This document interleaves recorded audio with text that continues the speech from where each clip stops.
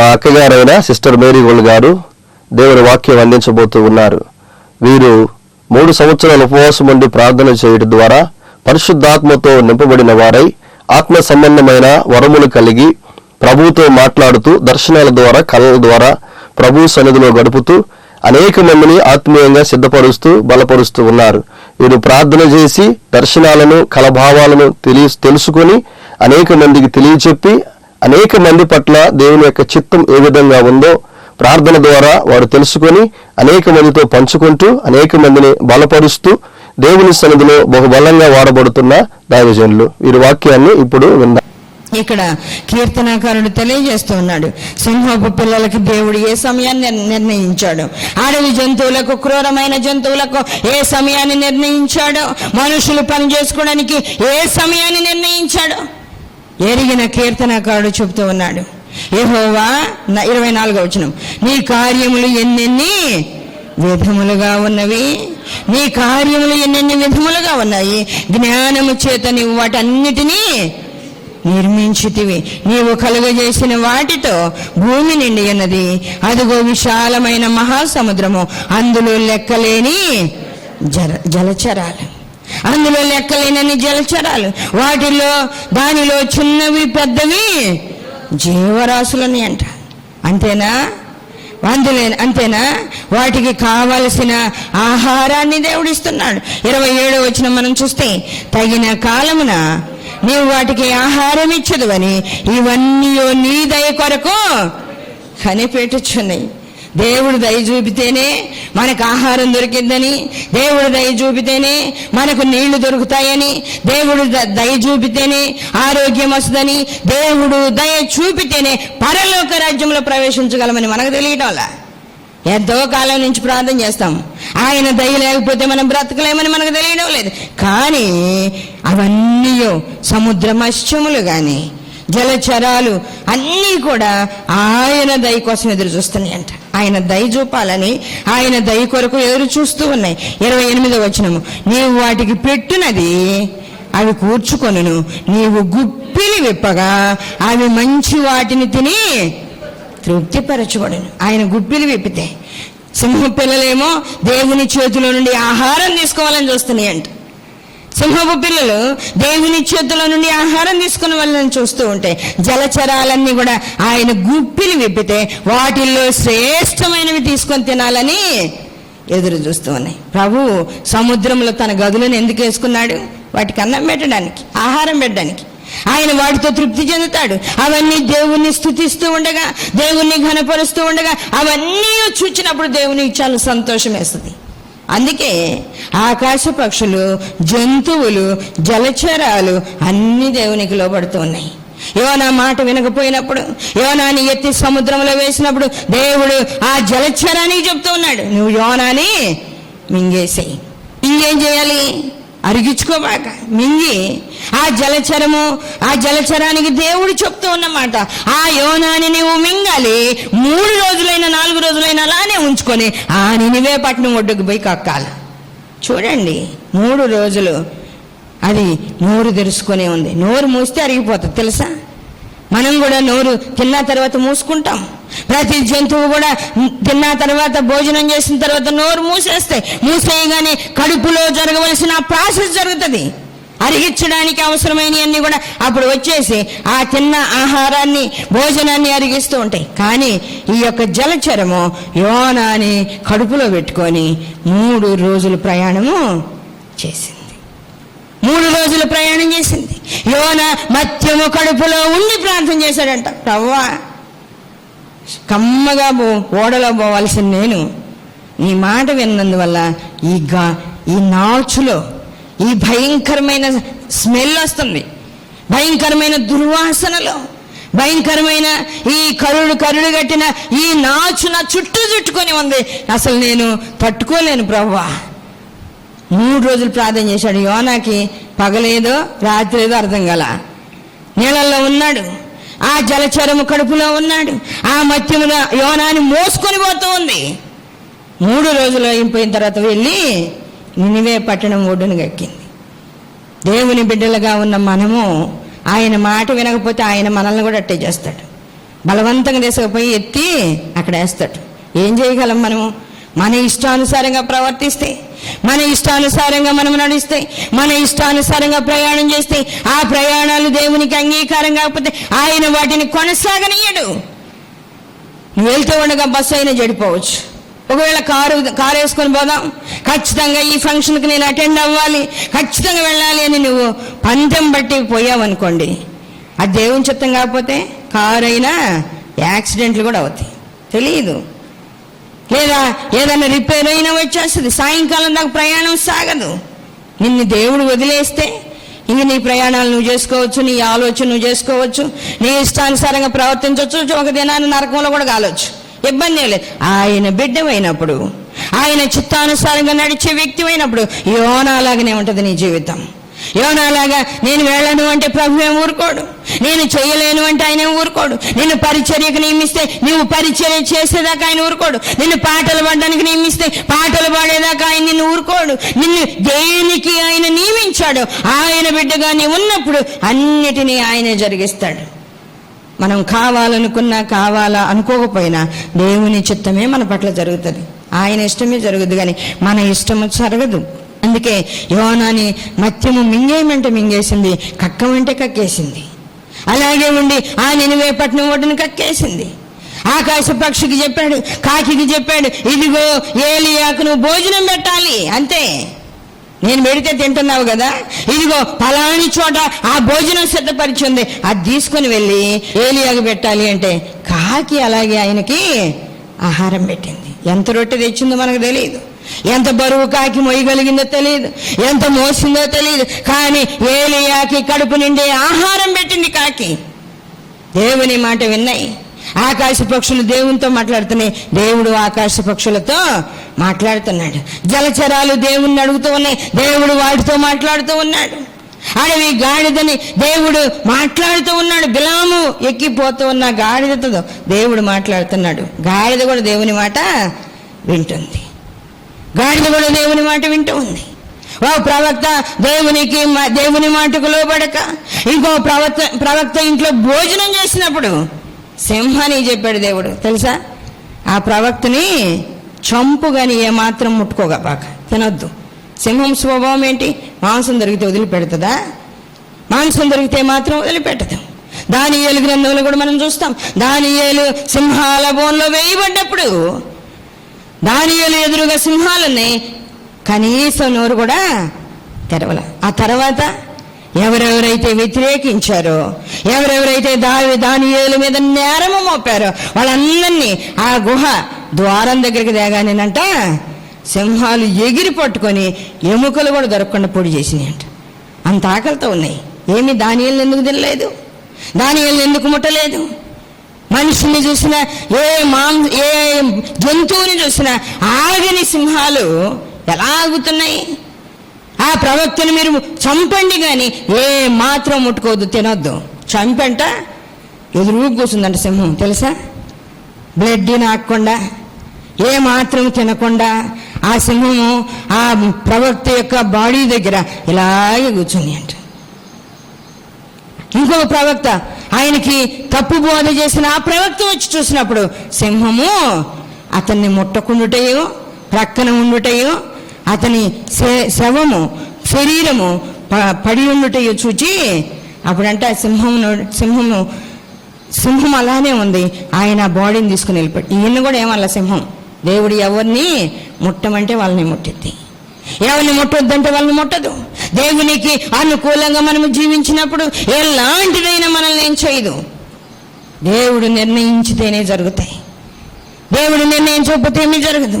ఆకాశ పక్షులు ఏలియాకు ఆహారం పెడుతూ ఉన్నాయి, గాడిద దేవుని మాటకు లోబడుతూ ఉంది, ప్రతిదీ కూడా దేవునికి లోబడుతూ ఉంది. ప్రభు అంటున్నాడు, అవి లోబడినప్పుడు నువ్వెందుకు లోబడావు? ఆకాశ పక్షుల కంటే నువ్వు శ్రేష్టమైన వాడవు కాదా? ఆకాశ పక్షి కంటే నువ్వు శ్రేష్టమైన దానవు కాదా? అవి విత్తవు, కోయవు, కష్టపడవు, కుట్లో కూర్చుకో. వాటిని నేను ఎందుకు పోషిస్తున్నాను నువ్వు ఆలోచన చెయ్యి. వాటిని ఎలా పోషిస్తున్నాను, ఎందుకు పోషిస్తున్నాను, ఎందుకు అలాంటి ఆశీర్వాదం అయిపోతుందో నేను ఆలోచన చెయ్యి. అలాంటి స్వల్పమైన వాటిని నేను పోషిస్తే మీకు నేను తోడుండనా? మీకు నేను ఆహారం ఇవ్వనా? మీ అవసరాలు ఏంటో నేను తీర్చునా? మీ కోరిక ఏంటో నేను తీర్చునా? మనం అడగాలి ప్రభువుని. ప్రభువుకి ఇష్టమైన బిడ్డలమై ముందు దేవుని చిత్త ప్రకారంగా జీవించాలి. దావీదు దేవుని మాట ప్రకారంగా జీవించి ఆయన అంటున్నాడు, నీ ముఖమును నీవు దాచుకుంటే నాకు ప్రభువా ఏం చేయాలో అర్థం కాదయ్యా. నీ ముఖ దర్శనం లేకపోతే నేను బ్రతకలేను. నీ ముఖ దర్శనం కావాలి. నీ ముఖ దర్శనం నాకు కలిగినప్పుడు నీ స్వరూప దర్శనంతో నేను ఆశను తీర్చుకుంటాను. దావీదుకున్న ఆశ అంట దేవునితో ఉండాలి, దేవునితో జీవించాలి, దేవుని ఒడిలో కూర్చోవాలి, దేవుని మందిరంలో ఒలీవ చెట్టులాగా ఉండాలనే దావీదు కోరిక. చిరకాలము నేను యెహోవా మందిరంలో నివాసం చేస్తాను అనుకున్నాడు. ఆ నివాసం చేయడానికి, ఇంట్లో ఉండడానికి ఇష్టం లేని దావీదు దేవుని మందిరంలో ఉండాలనే కోరిక కలిగి మందిరాన్ని కట్టాలనుకుంటే దేవుడు కట్టనీయాల. కానీ దావీదుకు శ్రేష్టమైన గొప్ప భాగ్యాన్ని ఇచ్చాడు. ఆయన ఒడిలో కూర్చునే భాగ్యం, పరలోక రాజ్యంలో ఉండే ఉన్నతమైన స్థితి ఆయన అనుగ్రహించి, ఆయన కృప ద్వారా దావీదుకు మాత్రమే కాకుండా దావీదు సంతానానికి కూడా అట్టి కృపనిచ్చాడు. దావీదు సంతానానికి కూడా ఇచ్చాడు. దేవుని సన్నిధిలో మనం ప్రార్థన చేయాలి. సింహములు ఆకలి కొనినప్పుడంట దేవుడు వాటికి ఆహారం ఇస్తూ ఉన్నాడు. సింహపు పిల్లలకు ఆహారం ఇస్తూ ఉన్నాడు. జలచరాలకి ఆహారం ఇస్తూ ఉన్నాడు. తన గుప్పిలు విప్పగా అవి మంచి వాటిని తిని తృప్తిపరచబడుతున్నాయి. నీవు ముఖమును మరుగు చేసుకొనగా అవి కలతపడును. నీవు వాటి ఊపిరి తీసివేయినప్పుడు అవి ప్రాణము విడిచి మంటిపాలగను. నోవహు ఓడను తయారు చేసినప్పుడు ఆయన భూమి మీదకి జల ప్రళయాన్ని రప్పించాడు. 40 రాత్రులు 40 పగుళ్ళు ప్రచండ వర్షం, ఆకాశపు వాకిళ్ళు విప్పేశాడంట. వాక్యంలో మనం విన్నాం, మీది జలములను కింది జలములను ఆయన వేరుపరచగా అయ్యి వేరైపోయిన మధ్యనున్న విశాలం అంట ఆకాశం అంట. ఆకాశం మీది జలములు, ఆకాశము కింది జలములు. ఆయన గదులను ఆ జలములలో మధ్యలో వేసుకొని కూర్చున్నాడు. అవసరమైనప్పుడు ఆయన డోర్స్ తీస్తాడు తెలుసా, గేట్లు ఎత్తేస్తాడు. ఎత్తేయంగానే మనం నిజంగా నిలబడలేం. ఆ ఉన్నతమైన ప్రేమ కలిగిన ప్రభు మనల్ని ప్రేమగా చూస్తే సరిగాని ఏ విషయంలోనైనా మన మీద ఆయన కోపాన్ని చూపించాలనుకుంటే, ఆయన కోపం వస్తూ ఉంది అనగానే మనం ఉండం అసలు భూమి మీద. ఆయన కోపాన్ని మనం భరించలేం. నోవాహు ఓడని తయారు చేసినప్పుడు, నోవాహుని దేవుడు ఓడను తయారు చేయమన్నప్పుడు చేశాడు. చేసిన తర్వాత ఆయన భూమి మీదకి జల ప్రవాహాన్ని రప్పించాడు. దేవుని సన్నిధిలో అవన్నీ కూడా చెప్తూ ఉన్నాయి. దేవుడు వాటితో మాట్లాడుతూ ఉన్నాడు. ఊపిరి విడవగా అవి మంటిపాలైపోతాయి, అయినా కూడా ఉన్నంతకాలము దేవుణ్ణి స్తుతిస్తూనే ఉంటాయి. ప్రభు అంటూ ఉన్నాడు, మీరు వాటికంటే ఎంతో శ్రేష్ఠులు కదా, మీరు వాటికంటే ఎంతో శ్రేష్ఠులు కదా. ప్రభు వాటన్నిటినీ తయారు చేసినప్పుడు వాటిని కొన్ని పనులకు ఆయన నియమించాడు. దేవుని మాట వినని కొన్ని పట్టణాలు, కొన్ని ప్రాంతాలు, కొన్ని దేశాలకి దేవుడు వాటికి పర్మిషన్ ఇచ్చి వాటిని అక్కడ నివాసం చేయమని చెప్తున్నాడు. కల్దీయులు దేవుని మాట వినలేదు, గాజా వారు దేవుని మాట వినలేదు, ఫిలిస్తీయులు దేవుని మాట వినలేదు, అష్టోదు వారు దేవుని మాట వినలేదు, అమోరీయులు, మోయాబీయులు, చాలా మంది తెగలు దేవుని మాట విననప్పుడు దేవుడు అంటే జంతువులను పిలిచి, ఇక్కడ ఉండండి, మీకు ఇశ్రాయేలీలకు భూభాగం కొలిసిచ్చినట్టు కొలిసేస్తానన్నాడంట. తెలుసా, ఇశ్రాయేలీలకు భూభాగం కొలిసినట్టుగా జంతువులకి ఆయన భూభాగాన్ని కొలిచి ఇస్తూ ఉన్నాడు. యెషయా గ్రంథం 34వ అధ్యాయంలో మనం చూస్తే 14 నుంచి చూద్దాం. అడవి పిల్లులను నక్కలను అచ్చట కలుసుకొనను, అచ్చట అడవి మేక తన తోడి జంతువులను కలుసుకొనును, అచ్చట చువ్వ పిట్ట దిగి విశ్రమ స్థలము చూచుకొనును, చెత్త కూడా గూడు కట్టుకొనును, అచ్చట గుడ్లు పెట్టి పొదిగి నీడలో వాటిని కూర్చును, అచ్చటనే తెల్లగద్దలు తమ జాతి పక్షులతో కూడుకొనును. యెహోవా గ్రంథమును పరిశీలించి చదువుకోవాలంట. మళ్ళీ అర్థం కాకపోతే ఏమేమి ఉన్నాయో, అసలు భూమి మీద దేవుడు ఏ జంతువులను తయారు చేశాడో, ఏ పక్షులను తయారు చేశాడో ఆయన గ్రంథములను పరిశీలన చేసి చదువుకుంటే అవన్నీ ఆడుంటాయంట. యెహోవా గ్రంథమును పరిశీలించి చదువుకొనుడి, ఆ జంతువులలో ఏదియో లేక ఉండదు, దేవుని జత పక్షి దాని యొద్ద ఉండక మానదు. నా నోటి నుండి వచ్చిన ఆజ్ఞ ఇదే, ఆయన నోటి ఊపిరి వాటిని పోగు చేయను, అవి రావాలని ఆయన చీట్లు వేసను. ఆయన కొలనూలు చేత పట్టుకొని వాటికి ఆ దేశమును పంచిపెట్టను. అవి నిత్యము దాన్ని ఆక్రమించుకొను, యుగ యుగములు దానిలో నివసించను. యుగ యుగములు దానిలో నివసించను. మాట వింటేనేమో సరే, మనుషులకు ముందు ఇచ్చాడు దేవుడు. మనుషులు ఏ స్థలంలో ఉండాలో, ఏ దేశంలో ఉండాలో, ఏ ప్రాంతంలో ఉండాలో, ఎలా ఉండాలో మనుషులకు దేవుడు నిర్ణయించాడు. ఆ ప్రాంతాలను దేవుడు పంచిపెట్టాడు. ఇశ్రాయేలీలకు చీట్లు వేసి ఆ చీట్ల ప్రకారం వాళ్ళు ఏ ఏ ప్రాంతంలో ఉండాలో ఆ స్థలాన్ని, ఆ ప్రాంతాన్ని పంచిపెట్టాడు యెహోషువ స్థలాలన్నింటినీ పంచిపెట్టాడు. మనుషుల మాట వినాలి. మనుషులకు దేవుడు ఇస్తున్నాడు, అన్నిటినీ ఇస్తాడు. ఏ స్థలము నీకు సురక్షితమో, ఏ స్థలము నీకు ఆశీర్వాదమో, ఏ ప్రాంతంలో నువ్వు ఉండాలి అన్ని నిర్ణయించి ఆయన ఇచ్చాడు. నువ్వు మాట వినకపోతే నీ ప్లేస్ని ఇంకొకరికి ఇచ్చేస్తాడు. అవి ఏంటి? అడవి జంతువులకు, ఆకాశ పక్షులకు ఆయన ఇస్తాడు. హోషేయ గ్రంథంలో ఆయన అంటాడు, నేను ఇశ్రాయేలీల మొర వింటాను. హోషేయ గ్రంథము 2వ అధ్యాయము 21వ వచనం చూద్దాం. ఆ దినమున నేను మనవి ఆలకించును, ఆకాశపు మనవి నేను ఆలకించగా అది భూమి యొక్క మనవి ఆలకించును. భూమి ధాన్య ద్రాక్షారస తైలముల మనవి ఆలకింపగా అవి ఇజ్రాయేలులో చేయు మనవి ఆలకించును. నేను దానిని భూమి యందు నా కొరకై విత్తుదును, జాలి నొందని దాని యందు నేను జాలి చేసుకొందును. నా జనము కాని వారితో మీరే నా జనమని నేను చెప్పగా వారు నీవే మా దేవుడు అని అందరూ. ఇదే యెహోవాకు. చూడండి ఏ మొర వింటున్నాయి. దేవుడేమో ఆకాశము మనవి వింటే, దేవుడు ఆకాశపు మనవి వింటే, ఆకాశమేమో భూమి ధాన్య ద్రాక్షారసములు మనవి ఆలకిస్తుందంట. భూమి మనం ఆలకిస్తుందంట. భూమి ఎవరు మనం ఆలకిస్తుంది? పంట మొర పెడుతుందంట. ఆ పంట మొర భూమికి వినబడేటట్టు దేవుడు చేశాడు. భూమికి పంట మొర వినబడగానే ఇదిగో పంట కోసం నేను ఇలా చక్కగా చదును చేయబడిన భూమిగా ఉండాలి అని అది తయారైపోతుందంట. అటన్నిటికి కారణం ఏంది? ఇశ్రాయేలు దేశంలో పెట్టబడే మొర ఒక్కొక్క దానికి వినబడి, ఇశ్రాయేలీల మొర, ఇజ్రాయేల్ దేశంలో ఉన్న మొర, ధాన్య ద్రాక్షారసములు వింటే, ధాన్య ద్రాక్షారసాలు భూమికి మొర పెడితే భూమి వాళ్ళ మొర విని అన్నిటినీ సిద్ధం చేసుకొని భూమి ఆకాశానికి మొర పెడుతుందంట. ఇంక నువ్వు వర్షం పడించాల్సిందే. దేవుని దగ్గర అన్ని క్రమ ప్రకారంగా జరగాలి అంటే నీవు వర్షాన్ని ఇవ్వాలి, నేను చక్కగా చదును చేయబడి ఉండాలి, ధాన్య ద్రాక్షారసాలు వచ్చేటట్లుగా ఆ విత్తనాలు విత్తబడి ఇశ్రాయేలీల మొరకు అనుకూలంగా చక్కని పంట రావాలి అని అవన్నీ ఒకదానికి ఒకటి మాట్లాడుకుంటున్నాయి. దేవుని దగ్గరికి వెళ్ళి మనవి చేయగానే దేవుడు అన్నిటినీ వాళ్ళకి అనుగ్రహిస్తూ ఉన్నాడు. దేవుడు ఉండాల్సినప్పుడు ఆయన ఆ స్థలంలో ఉండాల్సినట్టుగా మనము జీవిస్తే ఆయన మన దగ్గర ఉంటాడు. మనం ప్రార్థన చేస్తే మన దేశంలో ఆయన ఉంటాడు. మనం మొరపెట్టగలిగితే మన ప్రాంతంలో ఆయన ఉంటాడు. మనం ఇంకా దేవునికి లోబడి దేవుని చిత్తానుసారంగా జీవిస్తే మన గృహంలో ఆయన ఉంటాడు. ఆయన ఉంటే ఎలా ఉంటుంది? ఆయన మన గృహంలో ఉంటే, మన దేశంలో ఉంటే, మన ప్రాంతంలో ఉంటే ఆశీర్వాదకరంగా ఉంటుంది.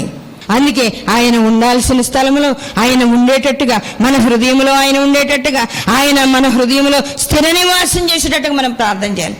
మత్తయి సువార్త 12వ అధ్యాయంలో ఏమని వ్రాయబడుతుంది అంటే 12:43 వచనంలో, అపవిత్రాత్మ ఒక మనుషుని వదిలిపోయిన తర్వాత అది విశ్రాంతి వెదుకుచు నీరు లేని చోట్ల తిరుగుచుండును. విశ్రాంతి దొరకనందున నేను వదిలి వచ్చిన నా ఇంటికి తిరిగి వెళ్ళుదును అనుకుని వచ్చి ఆ ఇంట ఎవరును లేక అది ఊడ్చి అమర్చుండుట చూచి. ఒక హృదయాన్ని దేవుడు కడిగి శుద్ధి చేసి అన్నిటినీ చక్కగా అమర్చుకొని వంటగదిలో ఏముండాలో, నీకు ఆకలి అయితే, నీ ఆత్మకు ఆకలి అయితే ఎలా వంటను సిద్ధపరచుకొని తినాలో అట్టి సిద్ధపాటు దేవుడు చేస్తాడు.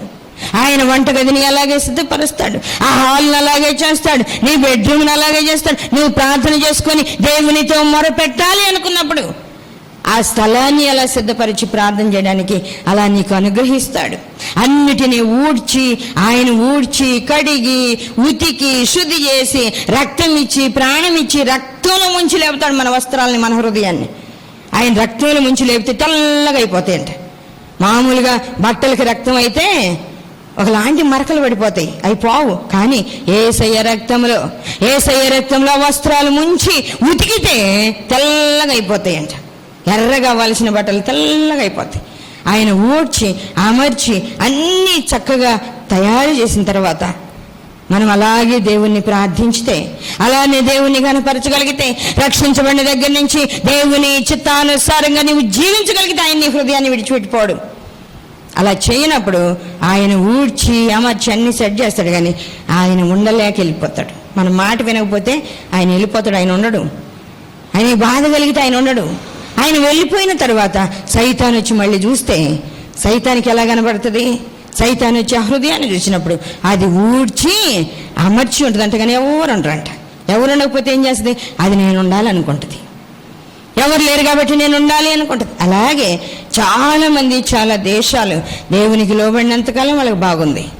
ఎప్పుడైతే దేవుని మాట మీరారో, దేవుని మాటకు అవిధేయులైపోయారో, ఆ రోజు దేవుడు ఆ తారుమారు అనే దాన్ని తీసుకొచ్చి, తారుమారు నిజంగా ఉండాల్సింది ఉండకపోగా, ఉండకూడని దాన్ని ఆయన అక్కడ ఉంచి ఇక ఎప్పుడు వాటికి నివాస స్థలంగా చేశాడంట. మళ్ళీ ఇంక మనుషులు రాకుండా, మనుషులు అక్కడ నివాసం చేయకుండా దేవుడు తారుమారు అనే నూలును లాగి ఆ స్థలం అంతటినీ జంతువులకు పంచిపెట్టాడు. ఆ వాక్యం చదువుతూ ఉంటే ఎంత ఆశ్చర్యం ప్రభువా! జంతువులకు కూడా నువ్వు నూలు తీసుకొని వాటికి పంచి ఇచ్చావా ప్రభువా? చీట్లు వేసి వాటిని రప్పించావా? నీవు ఊపిరి చేత వాటిని అన్నిటినీ పోగు చేసావో ప్రభు, ఎంత గొప్ప దేవుడు అని. దేవుణ్ణి స్తుతించకుండా ఉండలేం. వాక్యం అర్థమైతే ఖచ్చితంగా దేవుణ్ణి స్తుతిస్తాం. ఆ వచనాల దగ్గర ఆగిపోయి దేవుణ్ణి స్తుతిస్తాం. ఆయన వేటిని విడిచిపెట్టలేదు. ఆయన అంటున్నాడు, మీరు వాటికంటే శ్రేష్ఠులు కాదా? ఆకాశ పక్షిని చూసిన నేను, జంతువులను చూసి వాటికి ఆహారం పెట్టిన నేను.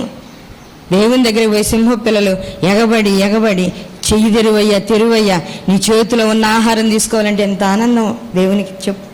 అలా మనం వెళ్ళగలిగితే, అలా ఆయన చుట్టూ తిరుగుతూ, ఆయన చేతులు పట్టుకొని లాగుతూ, ఆయన కాలు పట్టుకొని లాగుతూ, ఆయన వెంబడి నడుస్తూ ఆయన దగ్గర సంతోషంగా ఉండగలిగితే వాటికంటే శ్రేష్టమైన మనకి అనుగ్రహిస్తాడు. ఏడవలసిన అవసరం లేదు. అవి అంటున్నాయి, నీవు మమ్మల్ని తీసివేస్తే మేము మంటిపాలైపోతాం, చనిపోతాం. మా ఊపిరి తీసివేస్తే మేము మంటిపాలైపోతాం. కానీ ప్రభు అంటున్నాడు, మిమ్మల్ని చనిపోవలసి వస్తే మీ ప్రాణం నేను తీసేస్తే అక్కడికి తీసుకొని పోతా. నా జీవపు మూటలో భద్రపరచబడ్డానికి, నా దగ్గర మిమ్మల్ని అందరినీ నా చుట్టూ ఉంచుకోవడానికి, నాలో ఐక్యపరచుకోవడానికి. మంటిపాలైపోవడం కాదు, మీ ఆత్మను తీసుకుని వెళ్ళి నాలో ఐక్యపరచుకుంటానని చెప్తున్నాడు. అంత గొప్ప దేవుడు మనకున్నాడు. ఆయన సమస్తమును ఎరిగిన దేవుడు, సమస్తమును జరిగించే దేవుడు. అలాంటి ప్రేమ కలిగిన ప్రభువుని కలిగి ఉన్న మనం ఎలా ఉండాలి? ఎల్లప్పుడూ దేవుణ్ణి స్తుతించేవాళ్ళముగా. ప్రభు మన దగ్గరికి వచ్చాడు. నీవు రక్షించబడిన రోజు నీ దగ్గరికి వచ్చాడు. నీ హృదయాన్ని కడిగాడు, శుద్ధి చేశాడు, నీ హృదయంలో ఉన్నాడు. ఈ రోజు కూడా అలానే ఉన్నాడా? పరీక్షించుకోవాలి. వాక్యం వింటూ ఉన్న నీవు, నీ హృదయం ఎలా ఉందో, ప్రభు నీ హృదయంలో స్థిర నివాసం చేస్తున్నాడో లేదో చూసుకోవాలి.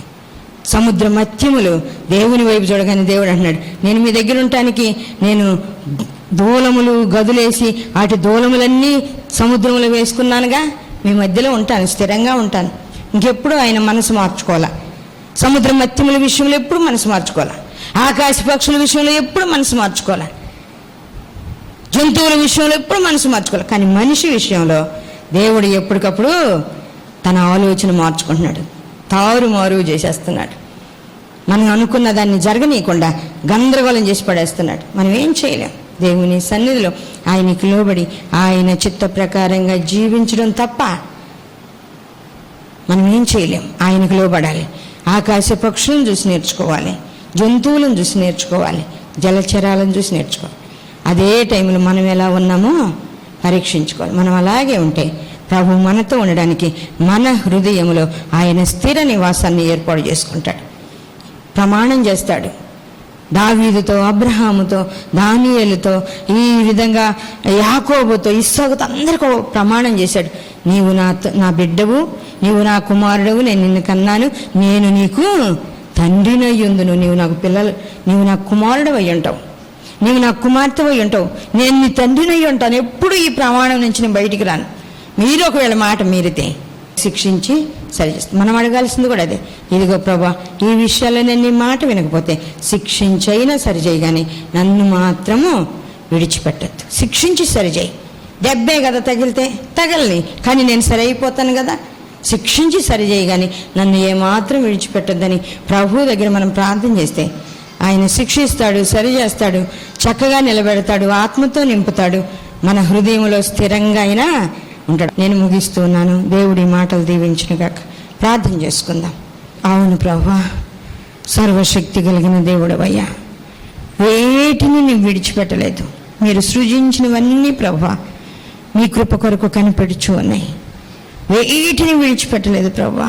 మీరు అంటున్నారయ్యా, వాటికంటే మీరు శ్రేష్ఠులు కదా అని. అవును తండ్రి, నాయన శ్రేష్ఠులము నాయన, మీ పోలికలు, మీ స్వరూపమందు మీ పోలికలో తయారు చేయబడ్డవారు, ఆలోచన జ్ఞానము కలిగిన వారం ప్రభువా. నాయన నా తండ్రి, ఎంతో శ్రేష్టమైన వారముగా మమ్మల్ని చేసావు. మేము మీకు సంపూర్ణంగా లోబడుటకు మీ కృప దయచేయమని ప్రభువుని అడుగుదాం. ప్రార్థన చేసుకుందాం. మహాగణుడ, పరిశుద్ధుడ, సర్వాధికారి, జీవాధిపతి, మీకే వందనాలు, స్తోత్రాలు ప్రభా. ఇదిగో నాయన ఈ దినాన ఈ వాక్య పరిచర్యలో మీరుండి నడిపించినందుకు స్తోత్రాలు. ప్రతి బిడ్డను బలపరచండి. ఆన్లైన్లో ఉన్న ప్రతి బిడ్డ మీద మీ ఆత్మను కృమరించండి. మీ హస్తాల్లో దాచుకోండి. బిడ్డల పక్షంగా మీరుండండి. నాయన వాక్యం వింటున్న ప్రతి బిడ్డకు ఈ సమయంలో గ్రహింపు దయచేయండి. ఎక్కడ బలహీనలైపోకుండా కాపాడండి. ప్రార్థనలో పట్టుదల దయచండి. మీ మాట వినడం నేర్పించండి ప్రభా. మీకు మొరపెట్టడం, మీ చేతి వైపు చూడడం ప్రభా ప్రతి బిడ్డకు నేర్పండి. మీ సన్నిధి కాంతినివ్వండి. ఇదిగో ఆదరణ లేని బిడ్డలు మీ వైపు చూస్తున్నారయ్యా. ఈ ప్రాంతంలో ఏకీభవిస్తూ మీ వైపు చూస్తూ ఉండగా ఆ బిడ్డలకు ఇప్పుడే ఆదరణ దయచేయండి. ఆహారం లేని బిడ్డలు ఉన్నారు ప్రభా, వాళ్ళకి ఆహారము దయచేయండి.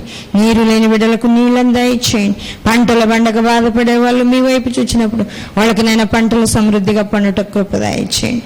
నాయన ప్రతి విషయంలో మీ బిడ్డలకు మీరు తోడయ్యండి ప్రభా. అవును నాయన, మేము నాయన మీ పోలికలో తయారు చేయబడిన శ్రేష్ఠులమే నాయన. నా తండ్రి, మేము తగినట్టుగా మిమ్మల్ని నాయన నా తండ్రి ప్రభు స్తుతించుటకు, కనపరచుటకు, మీ మీద ఆనుకున్నటకు మీ కృప దయచేయండి తండ్రి. ఇదిగో నాయన దురాత్మల చేత పీడించబడుచున్న వారికి విడుదల దయచేయండి. వివాహము జరగక వివాహము కొరకు ఎదురు చూస్తున్న బిడ్డలకు నాయన మంచి సంబంధాలు మీరు దయచేసి వివాహాలు జరిగించండి. ఆర్థికంగా నలిగిపోతున్న వారికి నాయన విడుదల దయచేసి ఆర్థికంగా లేవనెత్తి ఆశీర్వాదము దీవెన దయచేయండి. మీ బిడ్డలందరి మీద మీ ఆత్మ నుంచి సాతాన తంత్రాలపై జయమిచ్చి సంపూర్ణంగా మీకు లోబడి మీ చిత్తమంతా చేయట కృపనిమ్మని ఇంతవరకు నాయన నా తండ్రి మీ బిడ్డలను నడిపిస్తూ బలపరుస్తున్నందుకే వందనాలు.